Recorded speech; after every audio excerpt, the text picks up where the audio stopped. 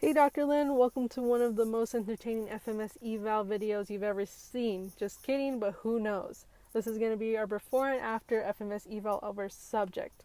So our subject is a 21-year-old female. We decided to go with her due to the fact that she has no ACL in her left knee. She does claim that this is where many of her hamstring compensations began, along with an array of injuries such as knee sprains, ankle sprains, and hamstring strains. So her past movement history includes a lot of sagittal and frontal plane movements. Her first sport was soccer, and from there she did branch off into rugby, lacrosse, and flag football, all of which share the same movements of pivoting, change of direction, planting, and exploding. She did say that a lot of her injuries as a child included a lot of knee sprains and ankle sprains. So her current movements, she is a full-time student, so she does sit for majority of her day along with working in an office. She does have different kinds of movements throughout the day, but does follow the pattern of sagittal and frontal planes as she goes to lacrosse practice Tuesdays and Thursdays. For 2 hours, she works out for at least an hour Monday through Thursday, which involve cardio, a lot of elliptical and stairmaster, and some sort of lifting, whether it be 90-90 hemi bridge or clamshells. So our client unfortunately did injure herself in the beginning of our FMS eval. It was after the fact. We recorded everything, and when we originally planned working core stability, ankle mobility, and all those other fun things that you would see at the end of this. So our subject was diagnosed with a high ankle sprain of her right ankle. She claimed that this happened during a lacrosse game where she planted her right leg and she tried moving to the right, but instead of moving to the right, her right ankle was planted, but her whole body moved to the right. So from there, she was on this knee walker for about 3 weeks, and from here, fortunately for her, she was fine, and fortunate for us because from here we saw plenty of compensations that her body went through due to this knee walker and due to this injury. So a lot of our plans did have to change a little bit. We did focus on ankle mobility and core stability as seen in the journal, but it did change a lot, and it didn't seem too bad when we were looking at the post-eval. So during her deep squat, it didn't seem too bad. We did give her a score of 2. We only gave her that due to the fact that it wasn't a perfect 3 due to because of the hyperlordosis that you do see, and there's a forward lean. We do think that this was due to the ankle mobility and the fact that she was moving through her lumbar spine because there was weakness in both her glutes and abdomen. During the deep squat post-training, we did give her a same score of 2. Nothing's really a perfect 3, but there is that slight hyperlordosis that we were facing throughout our whole sessions as seen in the journal, but also that there is a lean to the right. It seems that was a common theme throughout the journal as well. We do think this is because of the shortening of the QL when she was on the knee walker. And we decided to go with the deep squat with ledge just to try out the ankle mobility and see if that helped her out. It wasn't too bad, as you could see that there was more of neutral spine, and there was a forward, not as much as a forward lean. And finally, with the deep squat and ledge during the post-training, there is a neutral spine and it looked like there's a little bit more of a control. And it's not as shaky, and we do like to think that there is, due to the fact that we were working on the ankle mobility. However, the hip hike that was seen throughout the journal was also present. So the main things we want to point out for the pre-training hurdle step is that the legs are internally rotating, and the right foot, when going over, is having to invert to reach over, and then when the left foot is going over, it's having to actually evert to make it over. But as we see in the post-training hurdle step, we do see some improvement. The legs are moving more linearly to get over. Um, the feet are inverting and everting less, respectively, which is also a great improvement. There is some hip hiking and some dipping with the shoulders, but overall, great improvement.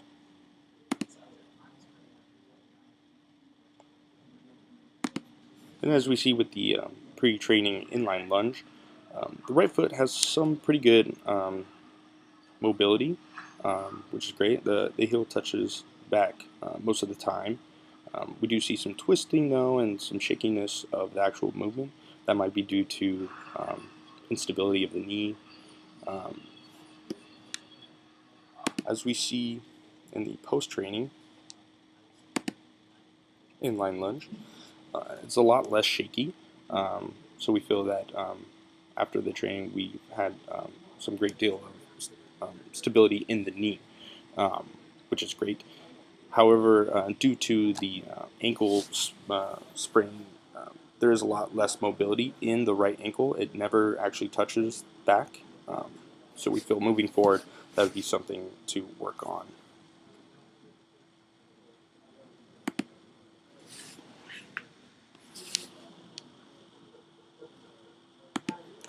As we see in the pre-training active leg raise, we do see some daylight under the knees when both legs are going up. And there is some early on external rotation.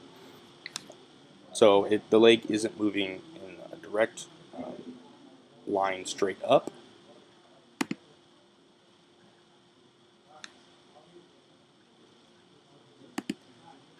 As we see the post-training active leg raise, there is less daylight under, and we still see some slight external rotation, but it does happen a lot later and it is a lot less. So we feel there's some great improvement there. We do see that the hamstrings are still kind of stiff throughout all the training as well through this test.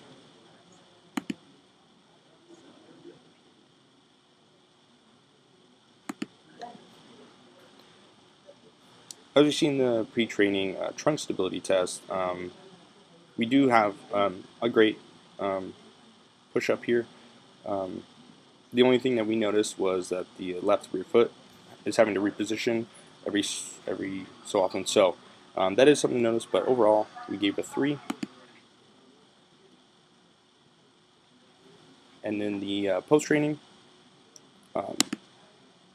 we noticed that the foot is staying motionless, which is a great, and overall still a great push-up. So not much change here. And then we see in the pre and the post pass with no pain. I'm going to take you through my part of this FMS presentation. And the first part we're going to go through is her pre and post training FMS test. So the first one here is rotary stability. This is before the training, and we notice that she goes into lumbar flexion as she brings her elbow to her knee, and she also, as we go to the front view here, she internally rotates the right knee there. So she still completes the test, doesn't fall over anything. She gets a 2 on that one. And as we move to the post-training, you notice that she has a little bit more control. Lumbar flexion isn't as bad. She's tightening those, engaging her lats a little bit more, so she doesn't have as much spine flexion. Overall, the movement is a little more fluid and more controlled, like I said, and her right knee, as it goes in, isn't internally rotating as much. And then moving on to our next one, the clearing test. This is pre and post. She didn't have any pain, so we pass on both of those. And then as we move to shoulder mobility, before she was about 1.5 times the length of her hand away from each other. so it was a score of 2. And as we move on to the post-training, she was about 1 length of a hand, or she was 1 length of a hand away. So she got a score of 3, and we think that could be from her properly engaging her core a little bit, and then also the engagement of the lats to allow her shoulders to move properly. And here is a single leg RDL before training. We see daylight once this loads.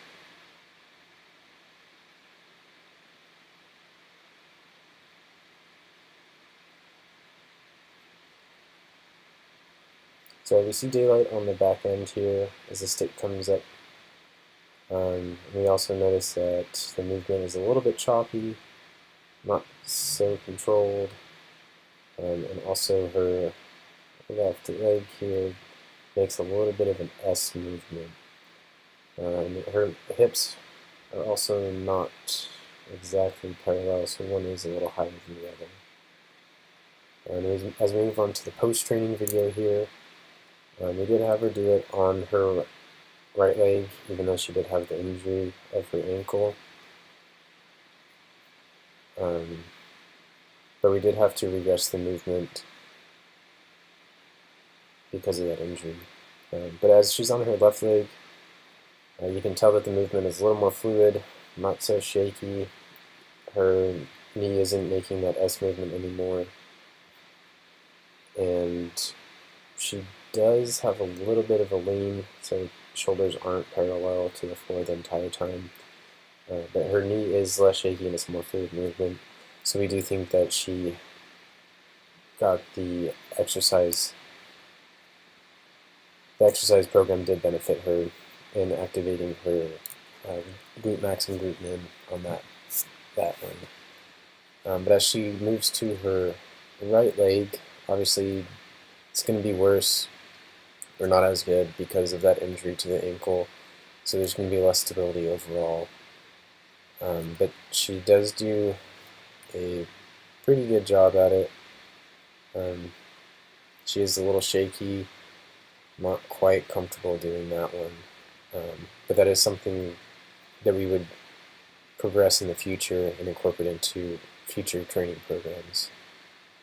And then this is a video of her gait after her ankle injury.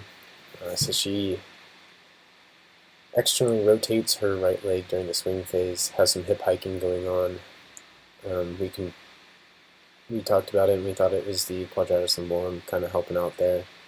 And then she has more movement on the left side of the body, so she's having movement coming from where it shouldn't be, and that is something that we needed to focus on in her training program, and get the proper movement, not walking all funny there. And then this is single leg balance after her ankle injury. Obviously her left leg is going to be more stable because she doesn't have that injury there. She still has a little bit of trouble balancing, more trouble so on the right leg because of that ankle injury. But the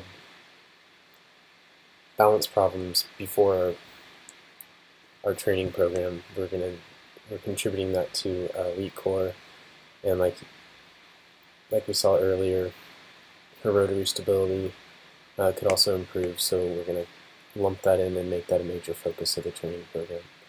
So for Kayla's gait post-training analysis, there was no external rotation of her right leg, nor were there any noticeable hip hiking, so that was a good plus.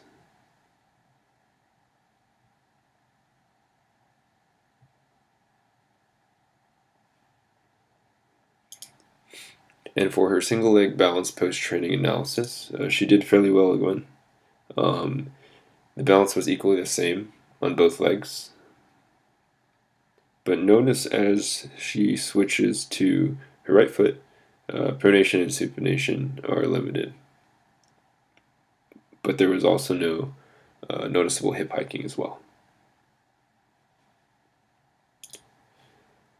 And for her exercise program, the main focus was core stability, glute activation, ankle mobility, with more emphasis placed on this due to her development of current injury. But we would at least try to work her out for 2 times per week for 6 weeks. But her main goal would to be to move more efficient and reduce pain. And for her core stability exercises, we can recall from McGill 2010 that core muscles were not designed to produce movement, but they were designed to prevent it. And in her case, they needed to be non-weight bearing and low impact exercise due to her ankle injury. But also, we chose for her to do dead bugs, planks, side planks, flutter kicks, plow the field, and the farmer carry. And for her glute activation exercises, we can also recall from lecture that weak glutes lead to overactive TFL, which then leads to more internal rotation of the femur underneath the patella. So, and a plethora of other problems. But in her case, we chose for her to do clamshells with a band, hip shifts, single leg RDLs to really target the glute med, and banded hip bridges.